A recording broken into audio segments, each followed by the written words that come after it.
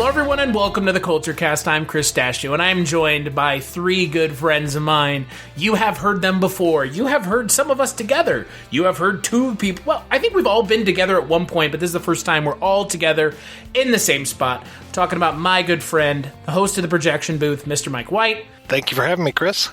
As always, when Cullen is here, host of... Cullen, what's the name of the radio show that you host? The Alcohol and Tears Mostly Country Radio Hour. And he is the owner and operator, along with writer on Pulp, Serenade. Cullen also programmed this month, and not far behind Cullen, you hear him creeping in the dark with his big owl-like wings and his big red eyes. It's Richard Mothman Hatem. That's me. I'm here and I'm ready to go. And see, that's all I can ask for, because it's February. We're closing out the month that was noir films with a look at Bill Duke's A Rage in Harlem. Lord, thank you for making me provident, for not putting obstacles in my way, such as women. In New York City, somewhere above 125th Street, something big is going down. There's gold in Harlem! The squarest guy in town. I'll have a milk, please. The coolest guy around. Give me your money! And don't think I wouldn't cut you, Reverend! Have mercy, son. And a very dangerous woman. Excuse me, but, do we know you? Not in this lifetime. Oh! In one outrageous night, they're going to turn the town upside down and start a rage in Harlem.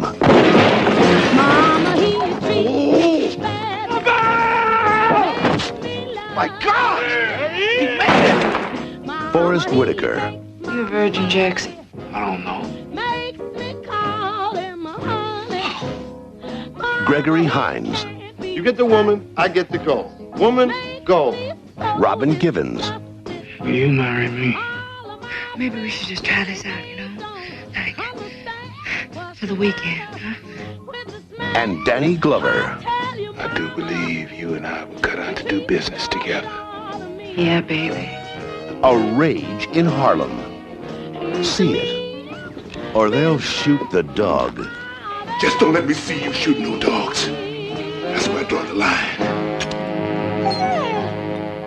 So before we get started, Cullen, this is the first time you're on the podcast this month. So I just wanted to ask you, just quickly, of all the films this month, which of the ones did you think I would gravitate towards versus be maybe more averse to? I'm just kind of curious. I guess your reasoning for each pick. Well, I was hoping you would like all of them, and I have been utterly terrified every week waiting to hear what you think. I picked these because I personally love all the movies. I also wanted to pick movies that I think are, under-discussed, undervalued, sort of a little off the beaten path, marginalized for one reason or another. Have never been released on DVD, like The Kill-Off, or barely was on VHS for that. I fucking love The Kill-Off. I will just gush about that briefly. I don't know, Mike and Richard, if you've seen it. It's by Maggie Greenwald. It's her debut film based on Jim Thompson's novel of the same name. And hands down, the greatest American adaptation of his work. It is the only film in the U.S., I think, that comes close to capturing the tone of his novels.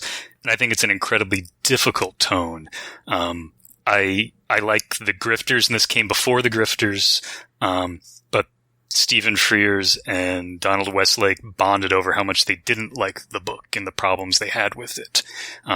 And they made a terrific movie, but it's, I think, more of a Westlake movie. And, the ending of the book is changed dramatically to give the characters an ounce of humanity, and more than an ounce of humanity. And if anyone is familiar with Thompson, there's not a lot of humanity left at the end of his books. So I really adore The Kill-Off, and I would agree with Chris that it stinks that it's only been on VHS. Considering how it's filmed to be in the dark on purpose, and then the VHS rip of it is Well, it's dark. Real dark.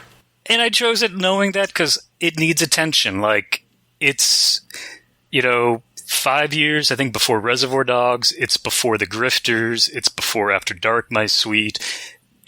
Sort of, it's at that cusp between 80s and 90s. And when people talk about 80s and 90s noir, this just gets completely overlooked. Hopefully someone from a DVD or Blu-ray company or streaming company will listen to the podcast and contact Maggie. And the thing that I said on the episode last week, and I'll say it again because I know Mike White will get a fucking chuckle out of it. If Kino Lorber is willing to put Transylvania 65000 on DVD and fucking Blu-ray, please tell me why The Kill-Off doesn't get mentioned in that same category as, like, semi-lost films. I mean, at least this film's not made by Dow Chemical Company, so automatically batting on the right side of the page, so... So that's my gush for that movie, which I adore. Try and Get Me, which is also called The Sound of Fury, is by Cyan Field, who also made a great movie called Hell Drivers. He's an American director who was blacklisted and had to work in England for a long part of his career. He doesn't get the due that he's deserved. Certainly his career was completely derailed, and I'm glad he was able to recover and work in England. But to me, that is an absolutely chilling film. And it's, for me, it's kind of what the heart of noir is. It's a guy, in this case, he's a vet back from World War II and he can't get off his feet.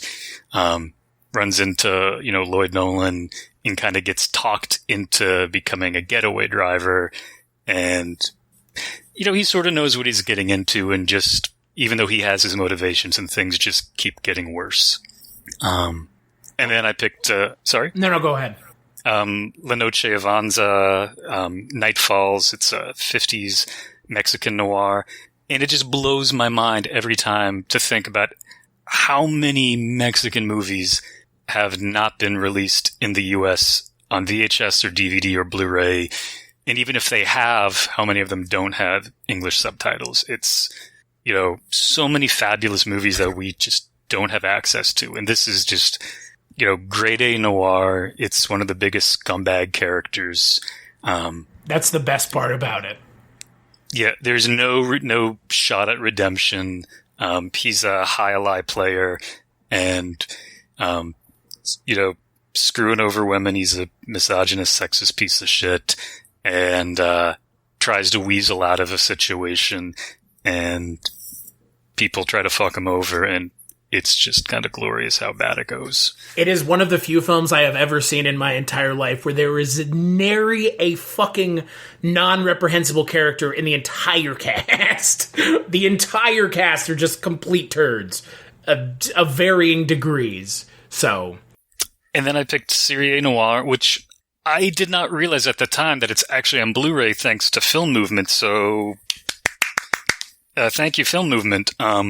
I saw that years ago at, I think, BAM.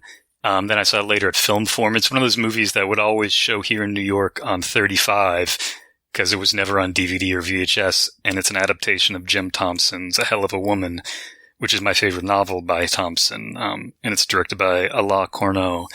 And Corneau, for whatever reason, French director who made a lot of crime movies, just his stuff has never been available over here. And I already gushed about Kill Off, and finally I picked Rage in Harlem because there are far too few Chester Himes adaptations. This is directed by Bill Duke.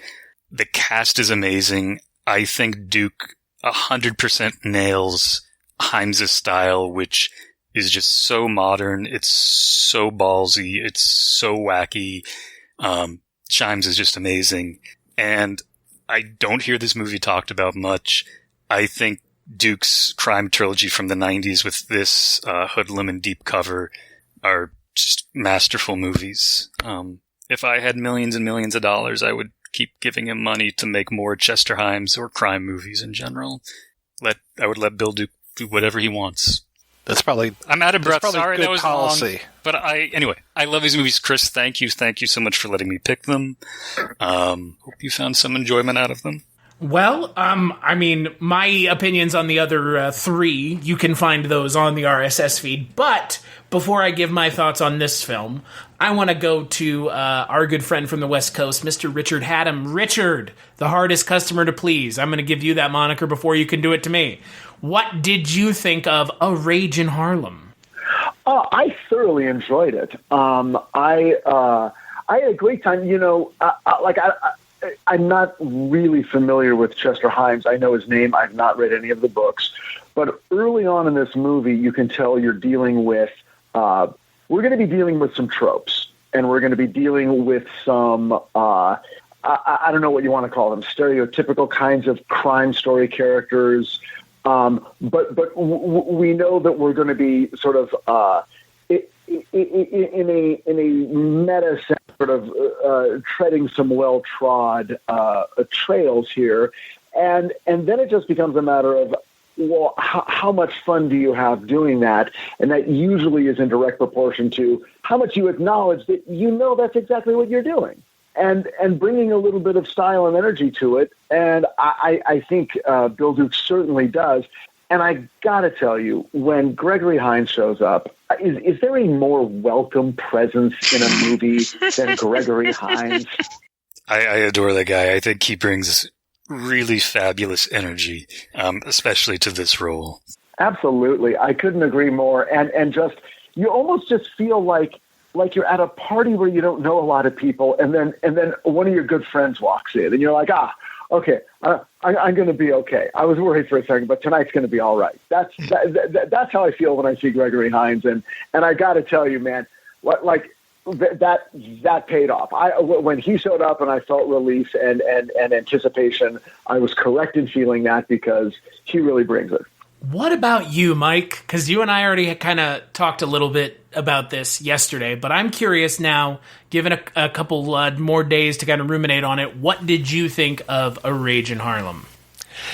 I'm still kind of ambivalent about it. I like you guys. I like the cast a lot. I love Gregory Hines, and I kind of wish that this movie was more Gregory Hines than Forest Whittaker. Forest Whitaker's character is a little tough for me to empathize with, because he's kind of a goody-goody. He's kind of a rube. He just doesn't get how things are done. I like the more villainous characters in here much more than I can't really even call him heroic. He kind of just lucks into being the hero of the film. I really like, I'm not sure if I'm pronouncing it right, Badja Jola, who plays Slim. Man, he's a great heavy, and I almost feel like there's one too many heavies in here, because I don't really get the Danny Glover character that much. He just seems to kind of drop in and peace out a little too often for me. It just, I guess sometimes it feels like the tone of this movie is a little confused as far as, is it going to be funny? Is it going to be deadly serious? You know, it's like, you can be funny and serious, but it goes from like funny to deadly serious on a turn of a dime, which I can respect, but there were times where I was just like, are people making a comedy? Do the actors know that this is funny, or do they think this is serious, or do they think that it's serious and it's actually funny? So I just was having some tone issues. You know, I see what you mean, Mike, but that's one of the things I actually really like about it, and it's one of the things I remember really liking about Hines's novels. I read this one a very long time ago, along with Real Cool Killers, in that there's something, it's like a little hard-boiled, but it's like a little satirical, but it's also a little bit more brutal and a little comic booky. And I think, Richard, you sort of mentioned that it seems to be knowingly playing into archetypes. And I think that is 100% correct. There is sort of an awareness of what's happening. And it worked for me, sort of the shifts in tones.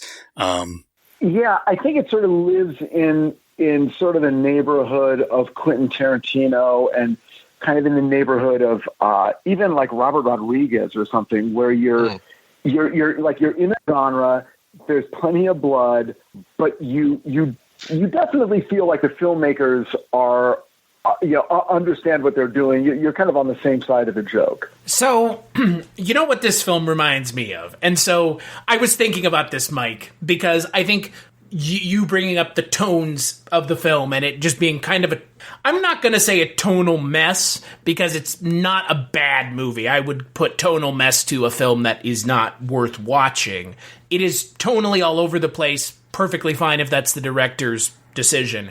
What it reminds me of a lot, with Richard talking about Robert Rodriguez and Quentin Tarantino, it almost reminds me of Once Upon a Time in Mexico, because it ends up just barely working almost in spite of the entire film, in spite of some of the bizarre performance choices, in spite of too many villains, too much stuff going on, which is one of my biggest criticisms with Once Upon a Time in Mexico, is there's just too much shit going on. There's too many side plots that end up just being tied up quickly or completely ignored. And A Rage in Harlem suffers from the same problems, but similarly to Once Upon a Time in Mexico, I had moments when I was like, this film is fucking great. And then I had other moments where I was like, who the fuck's making this movie? Because it seems like four different people are making this movie all at once. And I'm not just talking about what's going on screen. I'm talking about the music, the cinematography, the actors, and the direction all seem at times at odds with one another. And that's very weird. And, if you believe what Stephen Woolley has said multiple times, that this was meant to be a comedy, I fucking don't know. I don't know where you guys come down on that.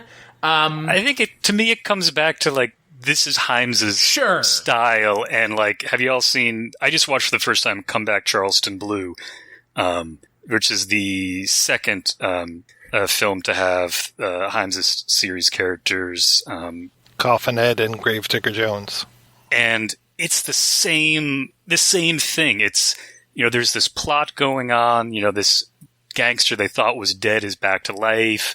There's, someone's running drugs. You have all these people cross-dressing as nuns. You have people jumping out of coffins with machine guns for like shootouts in cemeteries. You have people being butchered in like chicken or like poultry factories. And it is like kind of moves between funny and crazy, and you can't really tell what's going on. And I feel like a lot of that actually comes from like the crime fiction tradition. Like, this is a gold medal crime novel from the 50s. A lot of that style of plotting comes out of the pulps from the 40s, where they just cram so much in that you kind of know what's going on, but not really. And then things just sort of magically come together at the end. So like, I understand sort of all of your criticisms of it, and I think I would say you're accurate like in your descriptions of it, but perhaps because I'm more into this stuff, like, to me it just works. But I agree with all the things you're saying. If this is close to and or spot on with the source material, as far as I'm concerned, my complaints are coming from a place of me, not the film. I'm not going to sit here and go on and on about the tone of this movie, because we'll just get lost in that fucking discussion for a half an hour.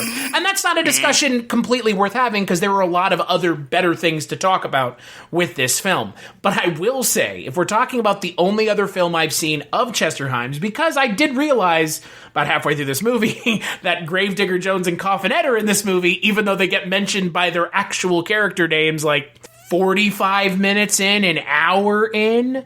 I don't know if I like this more than Cotton Comes to Harlem, which is the other Chester Himes adaptation I have seen. And correct me if I'm wrong, Mike, did you join me for that one? I did not. Okay. No. Okay, I'm trying to remember who joined me, but I remember liking that movie, but that's also a Gravedigger Jones and Coffin Ed film, so it's just a different movie on the face of it. But it's a terrific movie. Yeah, it is. I remember enjoying it greatly. I will say that much. Not the same kind of movie as this one in a lot of ways, but at the same time, it is. But the one thing I did really, one of the things I loved about this movie is the cast. Outside of Forrest Whitaker, who should never have been in this film. I disagree completely. He's fucking hilarious when he's like trying to rub her feet. I have to agree. I have to agree. I've got to tell you, I thought this was the best I've ever seen Forrest Whitaker. Whoa. He's a great actor, but I cannot say that I've ever found him more engaging. And I've never been more like in his corner than I have in this movie. And again, yeah, he's a very extreme character, but I think that was kind of the genius of the movie is like, if I'm going to tell a story about people who will just murder their best friend to get a bucket of gold, who better to throw in the middle of that than a character you present as a guy who is so moral, you can't imagine him being swayed, and then throw him into the middle of this dogfight and see what it does to him. And give him something he wants, and now let's see if he can get what he wants and still be true to himself. That I can watch all day. I really enjoyed his performance. I agree. The cast of this is fucking fantastic, and I remember Robin Givens being a presence, but I remember her more for her unfortunate relationship with Mike Tyson than her actual acting roles. And she really does a great job. And holy cow, is she smoking hot in this movie. And just, she can play that femme fatale role really well. Because I thought, like, okay, yeah, Robin Givens, yeah, she's pretty and stuff, but then she just pulled it together so well in this movie. The clothes, the outfits, everything is great. And I was surprised, being more familiar with Hines' other adaptations. I have not read any of Hines' stuff, so I was very surprised when this was set in the like the 50s, 60s, I guess, 50s more, as opposed to like the 70s. I thought that this was going to be a throwback to like a 70s blaxploitation film rather than like a little post-Cotton Club. Like when I saw Gregory Hines, it reminded me, I was like, oh shit, I still have that new cut of the Cotton Club I need to watch. I just watched it like a month ago. Any good? It's about as good as the Cotton Club ever was. You know, okay. It's worth the time you spend. You know, it doesn't totally redeem itself, but it's like, oh, okay, yeah, it's good. All right. I agree. I think she's fabulous, and I really like the fact that at least I was rooting for her the whole movie, even though she is kind of, she's stealing the gold and, kind of wrapping Forrest Whitaker around her finger, and she's plenty bad, but you still root for her, and I thought she navigated that sort of line very well. I mean, isn't that always kind of the point in these noir films, is to have characters that you can root for, but at the same time, they are somewhat on the... I mean, look, right, because when you talk noir, I don't know, like, the absolute morality kind of goes out the window in a lot of sense, because that doesn't seem to play into noir very often, because the absolute moral characters end up, like Forrest Whitaker, become less moral by the minute intentionally. And then, I mean, that's the thing, like you said, like, there are parts of this film where I'm like, what is going on with this character? And, like, why is she doing what she's doing? But at the same time, like you just said, Cullen, it's like, there is a purpose to everything. There is a point and a meaning behind each of her actions, even if it may seem kind of antagonistic in a way. And her performance was really engaging. There, like at the beginning, I was sort of like, is this just going to kind of be like the Bond girl that's just sort of the girl? But if she gave any less of a performance, it would have so affected the Forrest Whitaker character, because you would have been so impatient with him for being willing to go to such lengths for her, and it would have demeaned him. And so in what might not be seen as like a very important role, it really is, and she carries it off. I was totally on board with him. I was like, yep, I'm with you, pal. You go get her.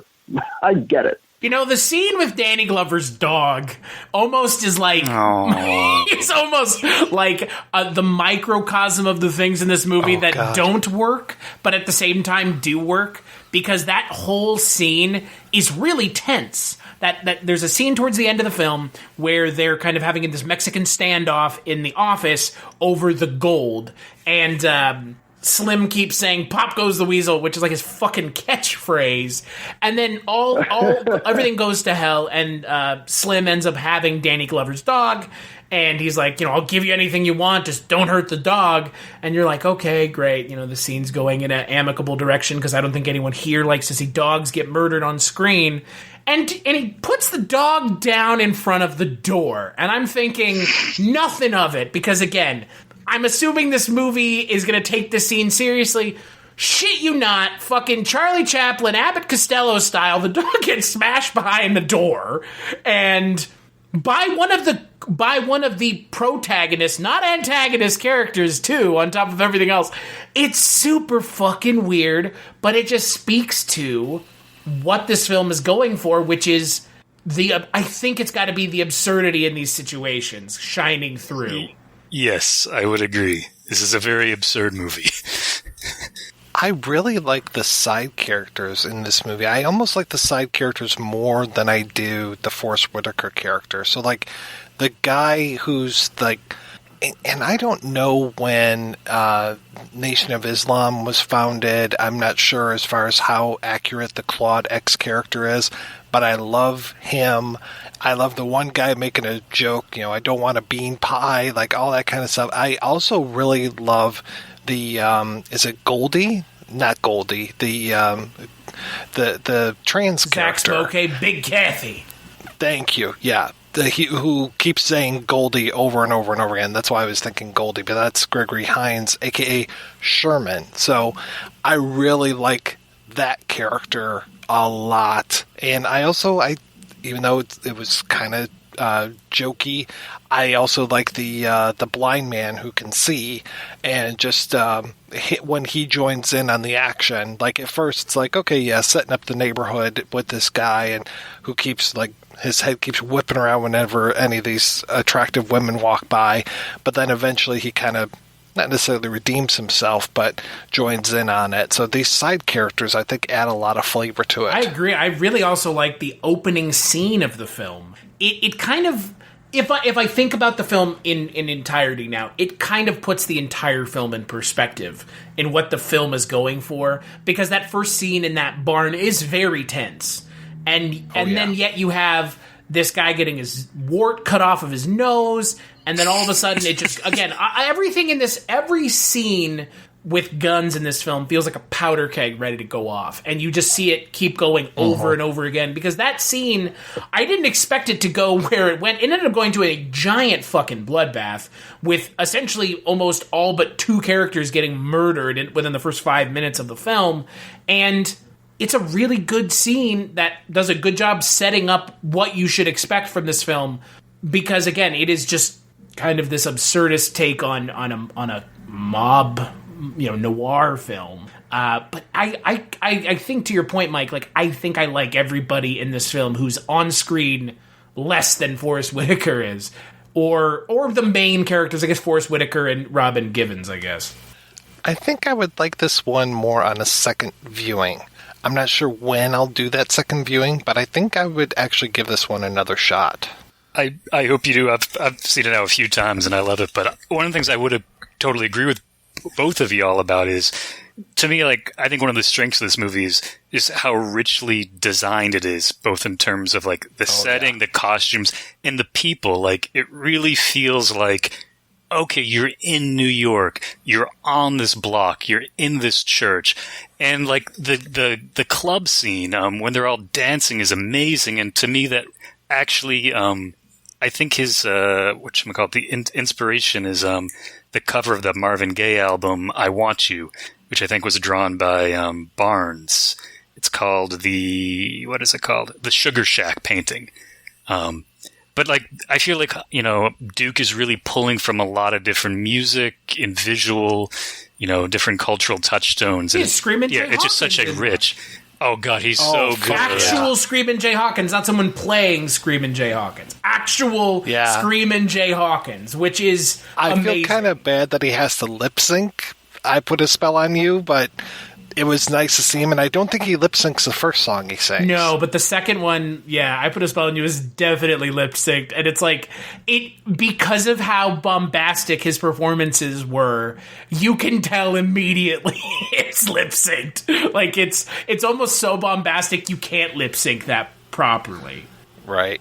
But yeah, anytime he shows up in anything, he's fucking fantastic. And I did like that Coffin Ed and Gravedigger Jones are in this film because George Wallace, I'm a huge fan of George Wallace. So getting to see George Wallace in a film, not just playing like a random 2-bit like comedic character, was really good because I don't know why, I'm just a huge fan of George Wallace for whatever reason. Hey, you know what I really liked? I like that one dance scene or the performance scene in a club where that guy, there's a guy with the giant head with the arm tongue hanging out. Oh yeah. And he was just like a head on 2 legs. Yes. His tongue is like all over the dance. I'm like, was this a real thing? Because this is awesome. It's fucking wild. It's funny, Cullen, you brought up the Sugar Shack painting, and I'm just like, I'm trying to find who did the painting in Good Times, because Sugar Shack always reminds me of the Good Times painting. Is it the same painting? No, I think Jimmy Walker did that. No, I know it sounds crazy, but I think Jimmy Walker was also an artist. I swear to God, I think he did that painting. Well, I know he was always painting in the show, but I thought they had like another actual painter doing that. I haven't seen the show in so long. I'm not sure what you're talking about. You're right. No, Sugar Shack is Ernie Barnes. I'm looking it up right now. Like, not like I know a damn thing. And then, yeah, it is. It is that painting. I'm looking at it right now, and I can see it's the same damn painting. Okay, so no wonder it sounded familiar. I mean, I'm just a huge fan of Jimmy Walker being Ann Coulter's secret boyfriend. So, Dynamite! That is a real fucking thing. If you do not believe me, go look it up. Because it is. No, you've never given me any reason to doubt anything you say, Chris. Well, that makes one of us. But fucking hell. Can we talk about another actor in this film that don't think gets enough love, and that is Helen Martin. She yeah. Oh my God. I've only known, because look, I have never watched Good Times, okay? So just put that in perspective. I know she's on Good Times. Wow. But I did and am still a huge fan of Don't Be a Menace to South Central While Drinking Your Juice in the Hood, where she plays Loke Dog's grandma, and she's amazing in that film. And in this film, she plays like almost the same character. Oh, yeah. She pretty much, that was like her thing. Because I remember her on 227 was very similar. I want to say she was pretty much the same character in House Party 2. But yeah, she's fantastic. She's not as good as the woman that played Aunt Esther, but I definitely like her quite a bit. She's the perfect embodiment of, running a boarding house. Yeah. I don't know. Oh, yeah. Like the moment she steps on screen, like, she has fully embodied this character. It's not like, oh, what's my line to figure out? It's like, you are living this role. And I do feel like a lot of people in this movie sort of had that sense of like, I know who I am. And I liked that richness about the film. I did like the running gag about his mother's picture above the bed. That was pretty good. And the whole thing where people would say, who's that? And they'd say, Jesus. It's like, no, the other one. I'm a sucker for those jokes, too. What is so weird to me about this movie is, like, very rarely do I watch films that operate on their internal logic throughout the film. And this film's internal logic, I don't see any flaws with it. But I also have very few films that I can think of that go out of their way to stick to that internal logic. Because, like, this whole plot line of, like, a fucking trunk full of gold being toted around Harlem is insanity. Right. Insane. It's ridiculous. It is completely ridiculous, but yet I believe it 100%. That plot makes me happy. If you all could see the smile on my face right now. And, like, the thing about this month, Cullen, I would say for most of the month, I've been saying, like, this is completely busting my preconceived notions of noir. And this film took noir and just threw it out the window completely and said, I'm just going to do whatever the fuck I want here.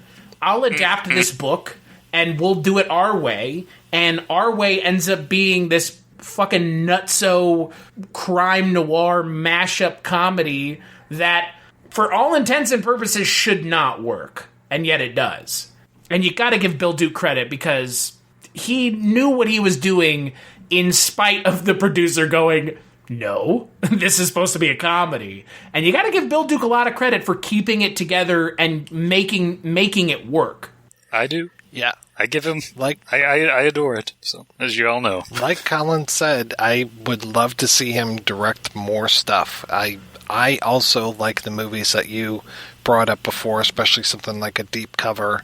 So I wish that there were more Bill Duke features out there. And I know he's been consistently working, but I think Hoodlum was the last big budget theatrical film he did. Am I mistaken? I don't think you are.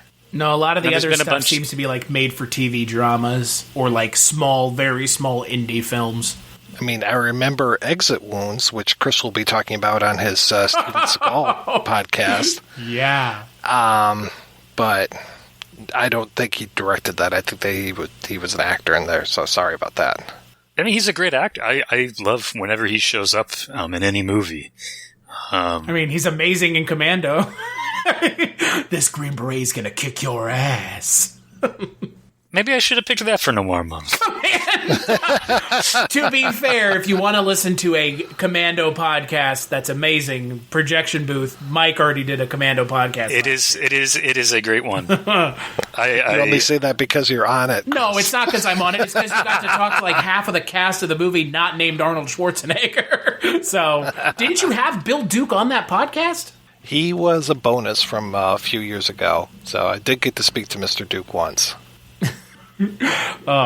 But to be fair, yes, Commando's an amazing film. It would not have worked as a noir film, but we could have watched it. I mean, what would we have said? It's a good movie. Watch it. It's a lot less interesting in a lot of ways than this film. Not, Commando's much more successful in a lot of ways, but I rarely have I seen a film like A Rage in Harlem because, like you said, Mike, I do want to rewatch this, and there's not a lot of films that I watch and then I'm like, I want to watch this again. Like, within a day or two of watching it the first time. That is a very rare occurrence for me at this point. And I think what makes me want to see it is because, I said that it has a tone problem. It keeps me guessing, and it kept me off balance through so much of it. I don't know if it was the problem with the movie or was a problem with me. I think it was probably more a problem with me that I was not able to anticipate the wild turns that this movie makes. And I kind of like it for that reason.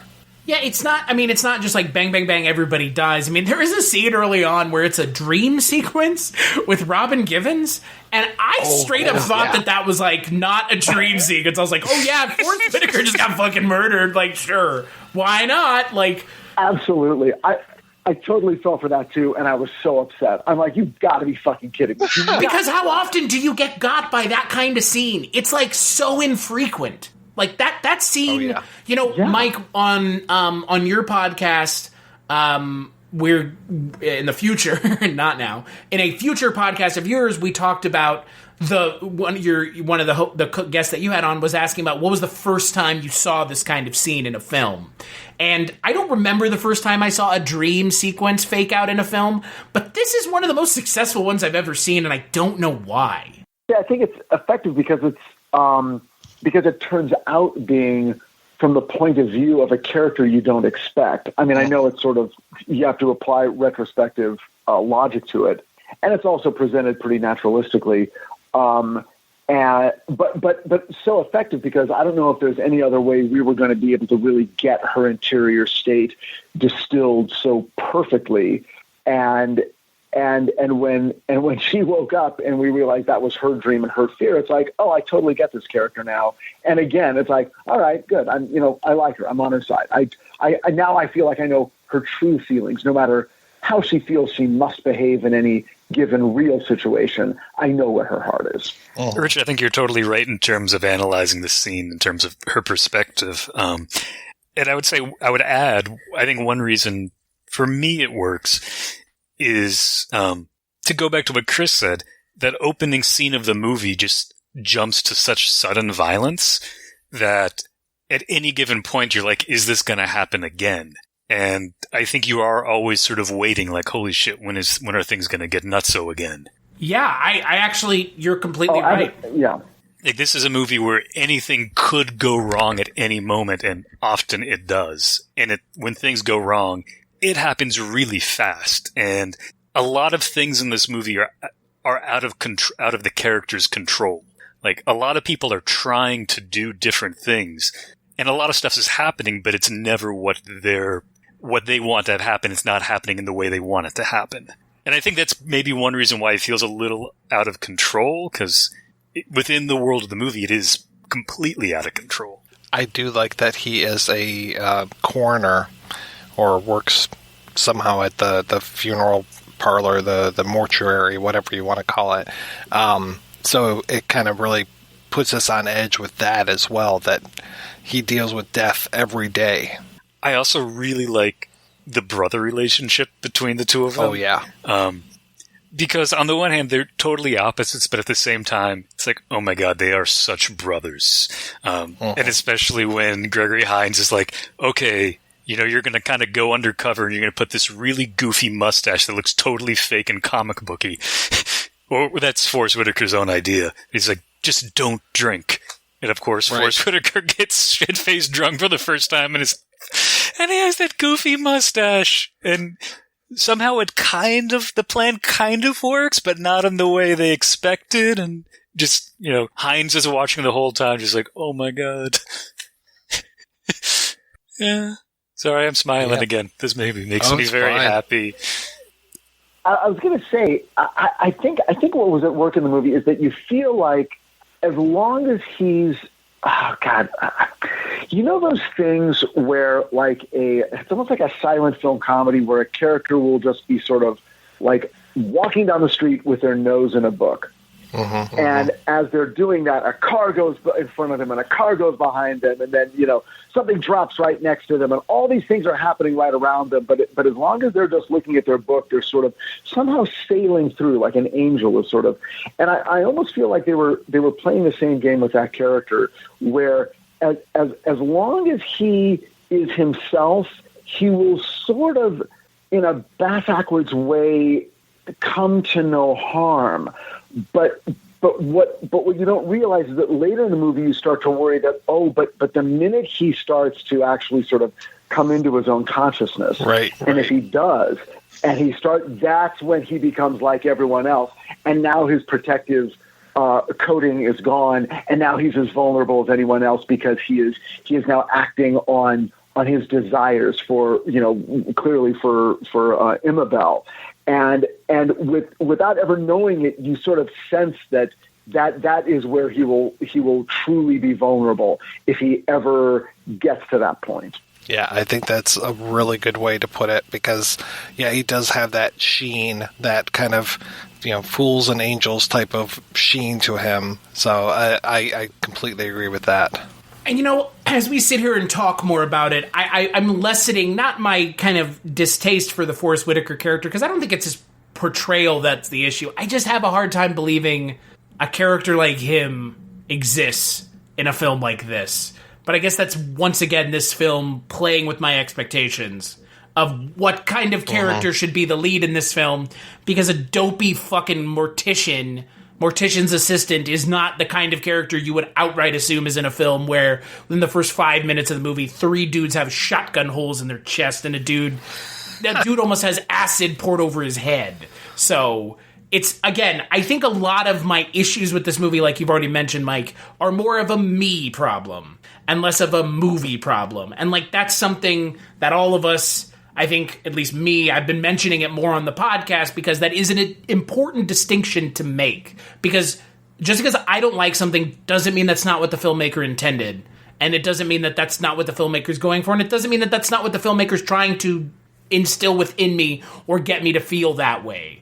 But I just, that Forrest Whitaker character is such a dope. A total dope. One of my favorite Forrest Whitaker roles is Color of Money. God, I haven't seen that movie in forever.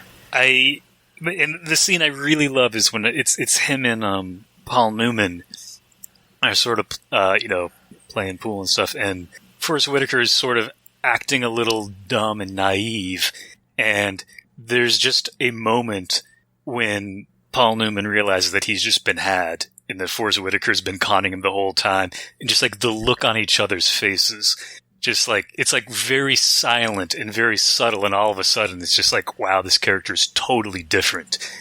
And I just remember just thinking like, oh god, Forrest Whitaker is just so good at getting into roles, that I love him in Color of Money. That's one of my all-time favorites. I mean, he is still one of my favorite scenes in Fast Times at Ridgemont High. Charles Jefferson is like one of the greatest characters in that film because I have not seen this movie. Whoa, really? Man. So essentially, the setup is he's a football player, and his brother tells him two of the main characters of the film fuck up his car, and then they pin it on the kind of rival team that they're playing in the football game. And what is it, Joe Squire's The Stroke? Is that the song that's playing? I think Billy Squire? Excuse me, yeah. Could be. It's been so many. I saw that movie in high school. No, that's fair. But Forrest Whitaker's character goes ape shit on the rest of the other football team, and it's filmed in like this interesting perspective where it's almost from the perspective of the other football players, and you're watching Forrest Whitaker's character fucking jump over football players to get to the quarterback of the other team, and he looks like a fucking monster doing it, just like the best football player you've ever seen, because he's 6'4". He's a physically intimidating guy. It's a wonderful movie, and if you haven't seen it recently, see it again.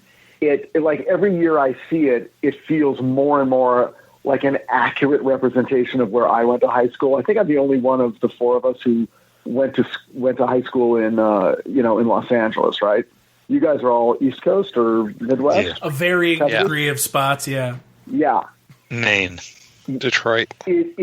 It is very much, I mean, that is a fucking 1981 LA time capsule. So what Mike and Cullen are saying is Mike went to high school with RoboCop, Cullen went to high school with the Creatures of Lovecraft, and I went to high school with Walker, Texas Ranger. So we didn't go to school at the Fast Times at Ridgemont High School with, oh God, what's the actress's name who plays... Jennifer Jason Leigh? the red top... Phoebe Cates, the red top scene. Yeah. Right.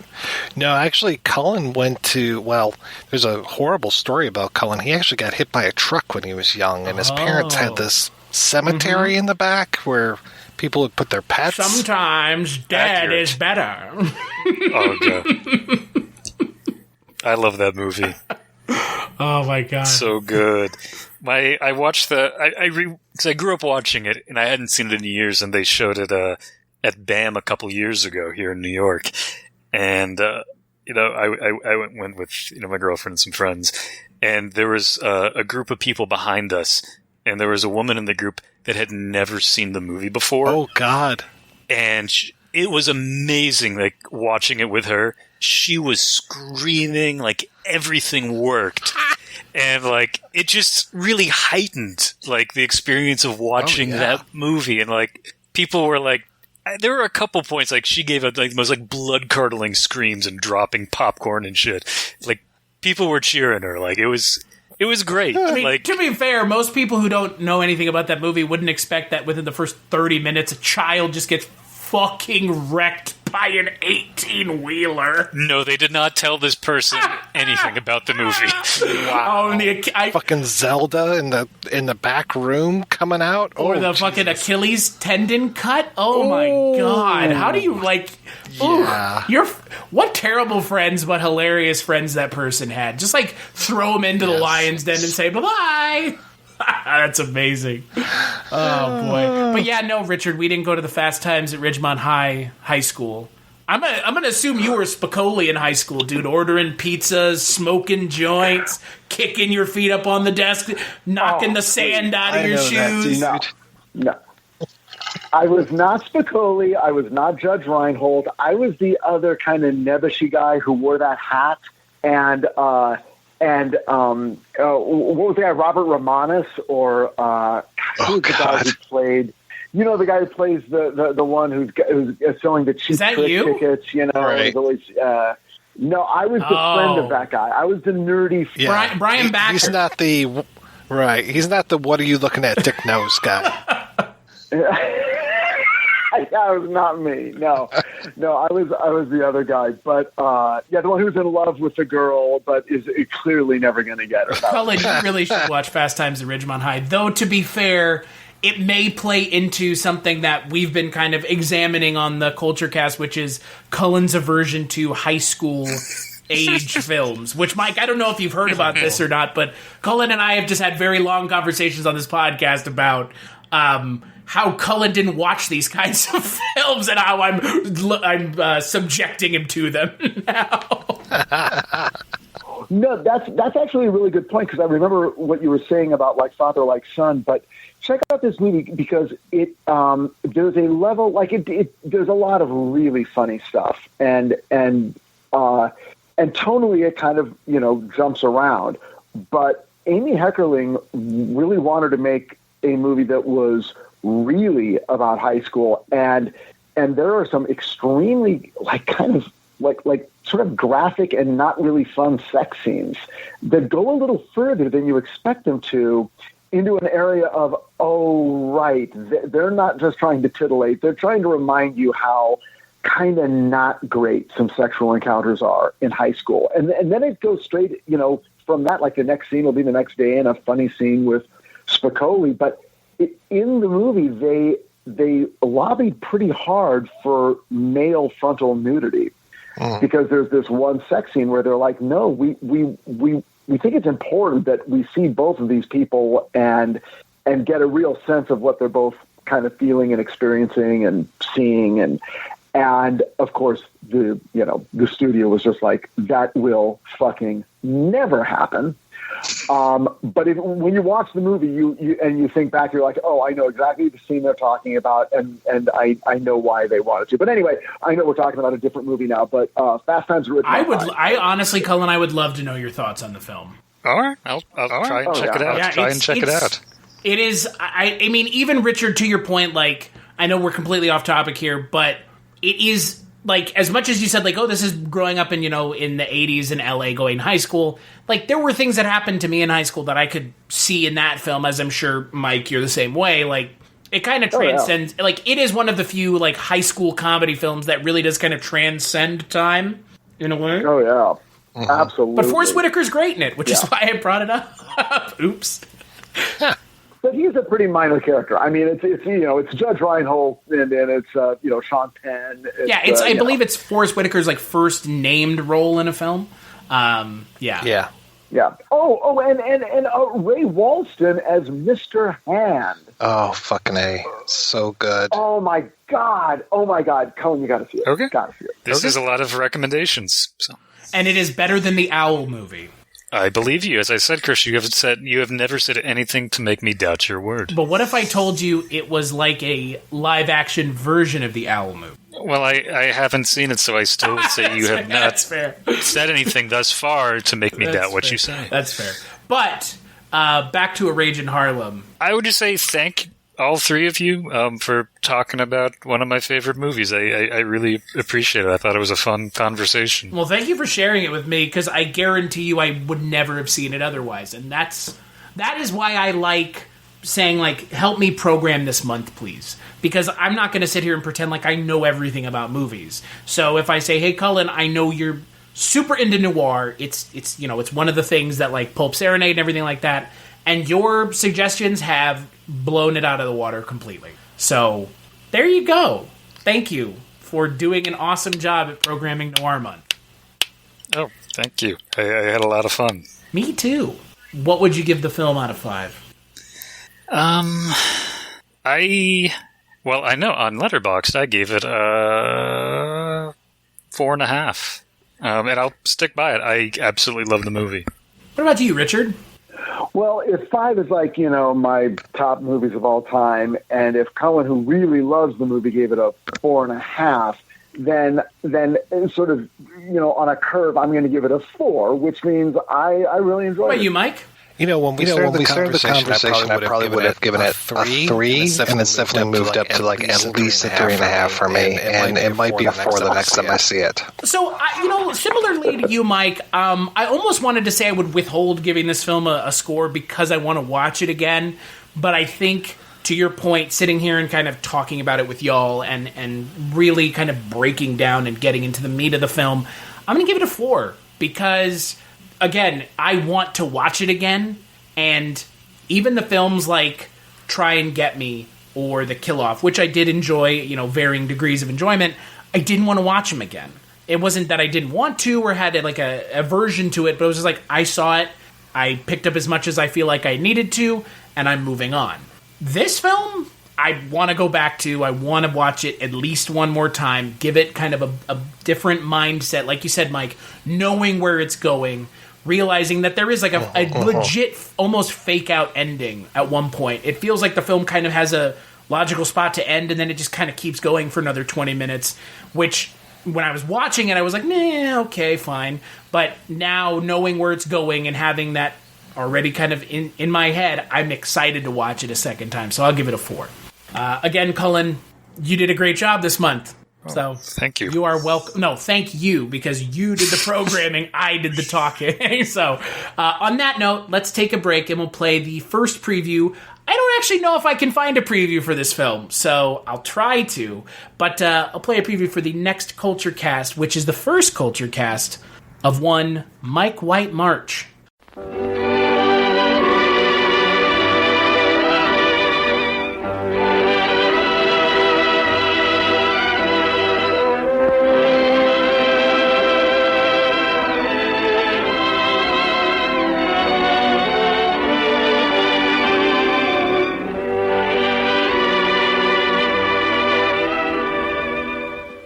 I'll drop you somewhere in the suburbs, untouched. Untouched in the suburbs? Oh, no. No, that doesn't intrigue me at all. Please? With pleasure. Thank you. If you'll come with me. What? What do you expect me to do in there alone? I'm a respectable woman, and I am afraid. Don't you think I'm afraid? I shan't close my eyes all night. Well, this is one night I shall be very glad to be with my husband. How do you know that? I overheard your conversation in the bedroom. While I was undressing? You were everything I anticipated. This gay, romantic robber stole many precious jewels in his life. But he took something from this lady her own husband never knew she owned.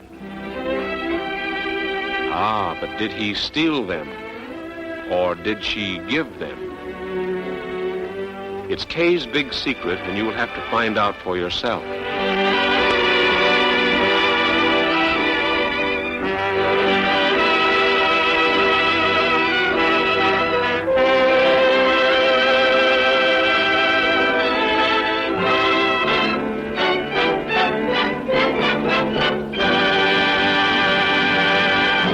That's right. On the first podcast of Mike White March, we're going to be talking about Jewel Robbery, or The Jewel Robbery, which is a pre-code film. So good. I'm so glad you like that one. That is, like, the movies you picked for the whole month are, like, my favorite pre-code movies.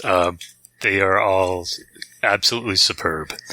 I gotta say, that one I lucked into. 4 out of them, I kind of did like a going through a bunch of top 10 lists and just kept seeing certain titles over and over again. Jewel Robbery, I happened to catch on, I guess it must have been TCM or something, and I just loved it, and that pretty much is what gave me the idea to do the whole month. And then Blood Money, I was talking about doing pre-code movies, and a friend of mine on Twitter was like, oh, you have to do Blood Money. So I'm glad that you called that one out specifically on Facebook today. Yeah, he only made a few movies, and they're fantastic. And the last time Chris, Richard, and I recorded, they got to hear me gush about how much I adore Roy Del Ruth. One of my favorite directors, super underrated. Blonde Crazy is amazing. And so throughout the month, we're going to be covering Jewel Robbery, which we're going to be joined by Wake Up Heavy's Mark Begley. Mike will be joining me the entire month, which I always look forward to. The next week, we're going to be talking about The Divorcee, and Jess Byard's going to be joining us. Then the third week of the month, we're going to be talking Blonde Crazy, and these two cats, Richard and Cullen, are going to be joining us. And then 3 on a Match with our good friend Father Malone. And the final Culture Cast of Mike White March is going to be Babyface, and we're going to be joined by On Seagal's Trevor Gumble. So it is a very exciting month. I will say for the audience, I have seen I've seen none of the films from here on out for the rest of the year, until the first episode of Mike White March. Where can people find you, Mr. Richard Hatem? They can find me on Titans on HBO Max, seasons 1 and 2, currently playing, season 3 coming in July. Richard, I just read an article about how DC is going to be getting into the podcasting business. I think you need to hook us up, buddy. Yeah, come on. Where's that sweet, sweet Jeff Johns milk money? We want to be at the teat of Warner Brothers. But seriously, you should hook us up because we could use some of that DC money. I would all of a sudden really love Wonder Woman 84. Oh, yeah. It's the best movie ever made. Yeah. Holy shit. Justice League 4-hour cut. What an amazing I can't wait. It's what we've all been waiting for. It's a travesty Zack Snyder didn't get paid to redo his movie. Fuck me. On that note, Mike, where can people find you? You can always find me at the Projection Booth Podcast, which is available at projectionboothpodcast.com. And Cullen, what about yourself? I should be updating pulp-serenade.com more often, but I will be doing that soon because I have a piece coming out at the LA Review of Books in March that I've been working on for months on Day Keane. It is a sort of piece about working class characters in his pulp and paperback fiction. And it's the first of hopefully several pieces on Keane that I will be publishing in over the course of the next year. Well, and to be fair, Cullen, anytime I ever reach out to you on Facebook to chit-chat, either you're like, what are you doing? I'm like, I'm editing, and I ask you what you're doing. You're like, working on my Day Keane thing. I'm like, we're in our lanes, man. We're here and we're Day Keane is my life at the moment. But as for me, you can find me on the internet, on Twitter, at Christmas Claus. I always wonder why we use Twitter, because everybody hates it, but yet so many of us do so many things every day that we hate. Why not just hate tweet things at the same time? That's where you can find me. Culturecast.com is where you can find the podcast. You should go check out these dudes' podcast or website as well, or watch DC Titans, because, fuck Batman. That's what I heard. Or is it go fuck yourself, Batman, or is it just fuck you, Batman? I think it's just fuck Batman. It's just forget the you. It's just fuck Batman, and then we just go from there. And yeah, that's where you can find me. That's where you can find all of us. We've already talked about it. Big thanks as always to these three guys for joining me, and big thanks to Cullen. And we'll catch you on the next episode.